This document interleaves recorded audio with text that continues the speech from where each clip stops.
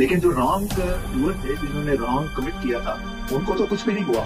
और वो चाहे अदलिया से थे, चाहे वो फौज से थे, वो तो सारे पेंशन लेकर, अपनी मराद लेकर, कमा कर प्रोवाइड। और सफर तो फिर मैंने किया। मैंने चीफ जस्टिस बनना था, मैंने सुप्रीम कोर्ट में जाना था, मेरा एक कैरियर था। वो जनरल फैज हमीद उस वक्त डीजीसी थे, और जाहिर है वो डीजीआई तो कोई माने नहीं रखता था, वही सब कुछ थे, क्योंकि उनके और कमर जावेद बाजवा साहब की इक्वेशन थी। और वो जमीन पर खुदा का रूप धारे हुए थे फैज हमीद साहब। तो वो मेरे पास आए थे और उन्होंने ये ख्वाहिश का इजहार किया था कि नए कोर्ट से डिसीजन के बाद जब ये अपील्स इस्लामाबाद हाई कोर्ट में आए, तो उसको वो बेंच चुने जिसको मैं हेड कर रहा हूँ, क्योंकि उनके नजदीक ये था कि अगर मैं उस बेंच को हेड करता हूँ तो उससे उनकी जो कुछ भी उन्होंने किया पनामा केस के हवाले से, उससे उनकी क्रेडिट्स जो है उसको अटैच हो जाएगी। तो खैर वो मैंने उसका इनकार किया, तो उस पर फिर उन्होंने कहा था कि 2 साल की मेहनत हमारी जाया हो जाएगी। और फिर मैंने उसके हवाले से कोशिश अपने चीफ जस्टिस को बताया, उन्होंने कहा